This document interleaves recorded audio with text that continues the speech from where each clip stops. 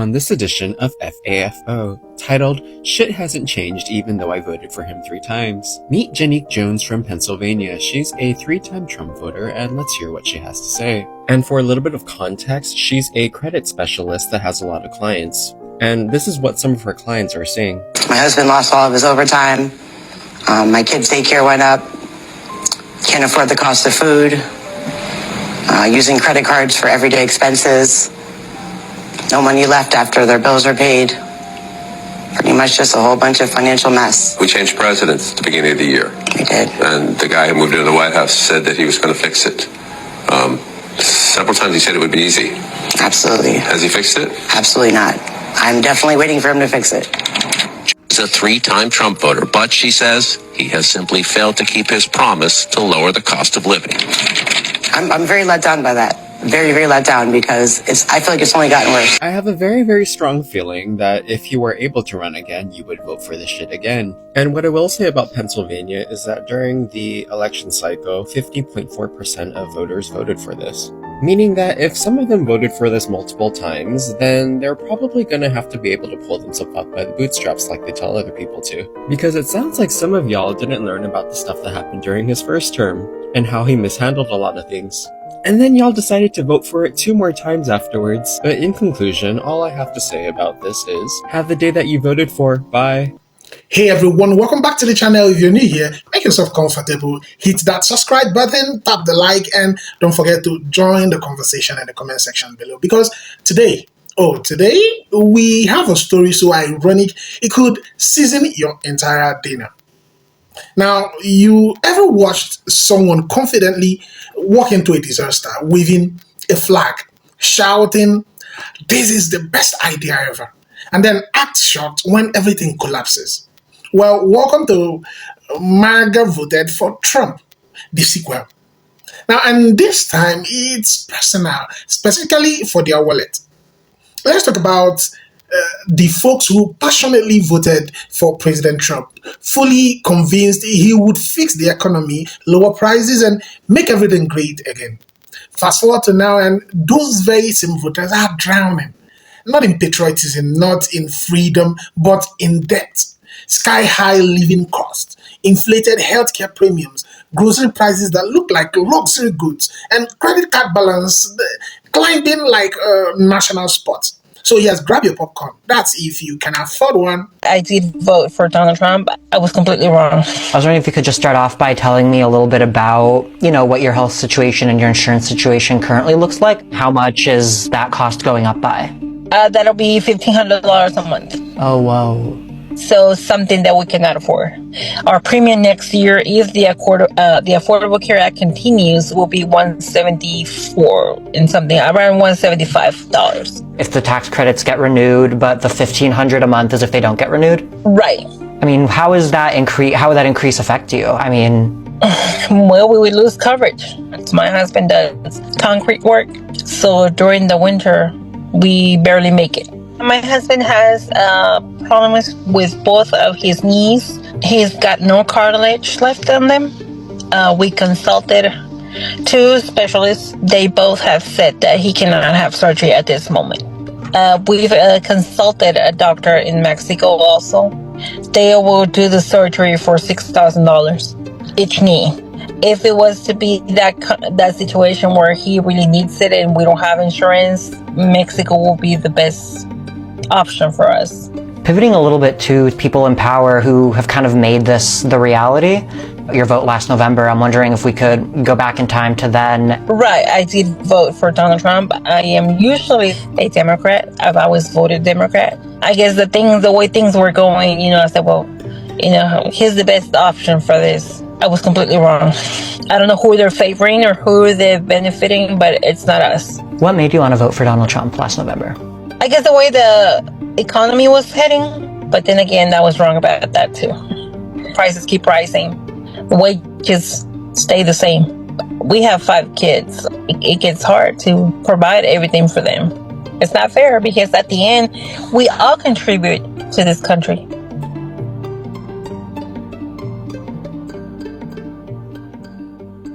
Over 100 Trump supporters in West Virginia lost their jobs directly because of Donald Trump's policies, and they're saying they feel betrayed. Now, this is in Parkersburg, West Virginia, where there is a Treasury Department building, and over 125 people lost their jobs because of the cuts made by DOGE. Listen to what one person said.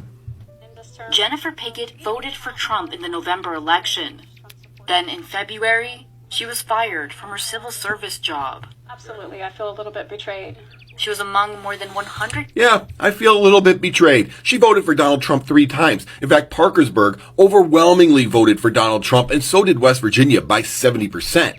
Now, the Democrats need to highlight this story. They need to go there. They're not going to win over the people of West Virginia, but they certainly need to highlight this story. This story can't just be told by me. The Democrats need to make this a national story, that there's so many people that are finding out that didn't think they would find out by voting for Donald Trump. But I do want to say to the people of West Virginia, welcome to the find out stage. This cannot be a surprise to you, can it? Trump supporters, Trump voters are regretting their vote. NBC did an interview with a woman who's 63 years old, who's the caretaker of her 26-year-old daughter, who relies on SNAP benefits. I don't know exactly what the girl's issue is, but she relies on these SNAP benefits just to survive, day-to-day survival. She's the 63-year-old woman sitting back and saying, well, why are they doing this with the ballroom? There's $350 million being spent there. And that's supposed to be private donations, which obviously it's not, because Trump came out last week and said, well, the military is heavily involved. That's your tax dollars. That's my tax dollars. Don't tell me that's being privately funded when the military's involved.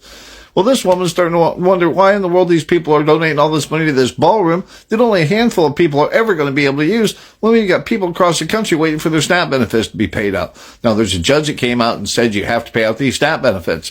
Didn't say when it had to be done. He said it had to be done expeditiously. Okay, well, all right, when is expeditious? A week? 3 weeks? I mean, the day before Thanksgiving? How's that going to work out? No one's ever come out and said you have to do it and you have to do it by such and such a time. It has to be done expeditiously. And what's Trump doing? Said he's going to go ahead and do it, but they don't have enough money because it costs $8 to $9 billion a month for the Supplemental Nutrition Assistance Program, SNAP benefits, EBT cards, whatever it is you want to call it in your state. Well, he's got to be able to come up with the money somewhere. The judge ordered, hey, you came up with the money to pay ICE. You came up with the money to pay the military. Come up with the money to pay the SNAP program. And you know what? He hasn't come up with a plan yet. They're all still sitting back there wringing their hands going, well, I wonder when we have to do it, if we have to do it at all. I hope you get your benefits if you're a SNAP recipient, but don't be surprised if you don't. Well, it is that time in my life where everything starts to go downhill. If you guys didn't know, I have a lot of health problems. I wouldn't say problems. I have a lot of health precautions. And I turned 26 years old in approximately 2 months, which means that I legally have to get off of my parents' health insurance and go on to my own. I don't know why, but those are the rules. I had to drive all the way home from Florida yesterday back to Georgia so that I can go to pretty much every single appointment we can think of that I can get right now. So today I have 2 of my all-time favorites. Sarcasm. The dentist is where we're starting, and then I have to drive straight to the MS doctor, the MS Research Clinic of Atlanta, multiple sclerosis, which is my health concern problem. I have a medication I have to take every single day for the rest of my life that is $8,900 a month if I don't have health insurance. Now, I'm going to make a separate video on that because it usually interests people with me going to the MS doctor and seeing how much my brain has eaten itself. For starters, let's go see what the dentist wants to get me for the last time. They're probably going to tell me I have all these problems. My teeth don't hurt at all going into it. And then they'll be like, oh, no, you got this. And then I go in and it hurts when I leave. It makes no sense. But they get a lot of money after, so I guess it does make sense. No cavities, but I got like 30 minutes of sensory nightmare and a little bit of pain thrown in. But hey, I don't have to come back and get a cavity filled, so we're good there. The next appointment is like arguably my least favorite day of the entire year times a million. I'm about to go get stuck like a lab patient, and they're just going to take all of my bodily fluids, so that'll be fine. So we have more troubling news. Because of Trump's handling of the economy and the healthcare crisis. United Healthcare just announced that they are removing 1 million senior citizens, 1 million from the United Healthcare Medicare Advantage plan. 1 million. Why are they doing this? Because their profits are tanking. Why are their profits tanking? Because medical care costs are increasing. Why are they increasing? Because of the what? Upwards of $1 trillion in cuts to Medicaid and Medicare. And because there are so many more people now uninsured, they can't afford these premiums. And no, they're not illegals. They're American citizens. But all of these people who are increasingly uninsured still go to the hospital, still need emergency care. So that gets passed on in the form of higher medical costs to those that are insured. Now, the 1 million senior citizens on the Medicare Advantage program is considered a low-hanging fruit for United Healthcare because they're specifically targeting senior citizens on low income. They pay the lowest in premiums, but they utilize a lot of medical care, so the return on investment is getting poorer and poorer for this for-profit healthcare company. And those million senior citizens, a lot of them are located in red states. This affects you too, Trump voters. Seniors who voted for Trump, this affects you too. What's most troubling is that economists are saying this, what United Healthcare is doing is a leading indicator of what's next, what's going to be done by other for-profit insurance companies. And once they cut senior citizens off of these plans, you better believe it, they're going to go after other programs for insuring people who are not senior citizens. Great job, Trump. Now, to be fair, nobody likes a cost of living crisis, but there's something uniquely tragic and slightly comedic about watching people who insisted Trump was a financial savior now screaming about gas prices, grocery bills, and higher premiums, insurance premiums, as if they magically appeared out of nowhere. Spoiler alert, they didn't. So let's start with the debt. Americans everywhere are struggling, but MAGA household, many of them are finding out that slogans don't pay bills. You can shout America first all day, but Capital One still wants their money. Chase is still chasing, and Discover is helping people discover just how deep they've sunk into interest rates that feel like punishment for optimism. Now, then we've got the cost of living crisis, which has basically turned simple necessities into extravagancy. Rent up, utilities up, groceries, forget it. You want eggs? Better bring a loan officer with you. Want chicken? Hope you budgeted for it. Need bread? You might have to return it if you bought name brand. And yet, these same voters are still asking, why are things so expensive? I don't know, maybe, just maybe, electing someone who promoted tariff wars, policies, instability, and market chaos wasn't the master plan they thought it was. Let's move to healthcare. Now, remember when Trump promised better, cheaper healthcare? MAGA voters sure do.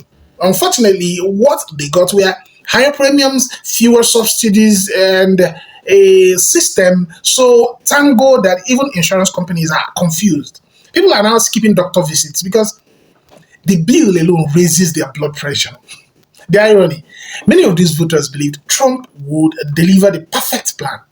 Turns out the plan was perfectly expensive.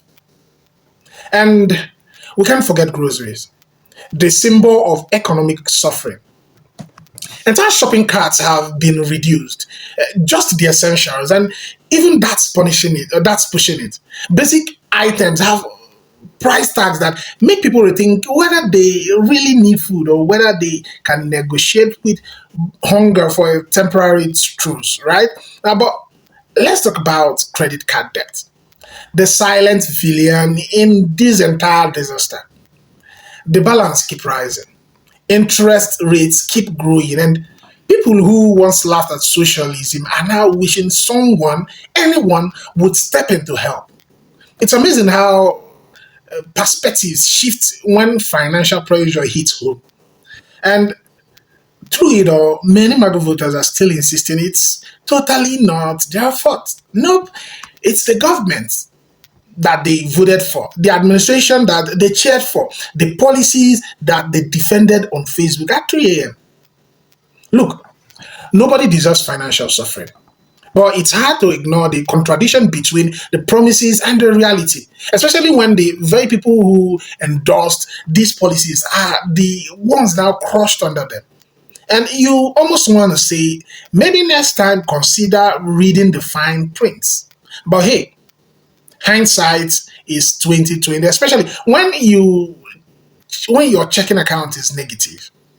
What's most striking is that while everyday people suffer, the politicians responsible are still pointing fingers, blaming everyone except themselves, and telling their followers, don't worry, everything is totally fine. Meanwhile, the price of orange juice says otherwise. So here we are, an economy on life support for millions of Americans, especially those who believed Trump would be the financial miracle they were waiting for.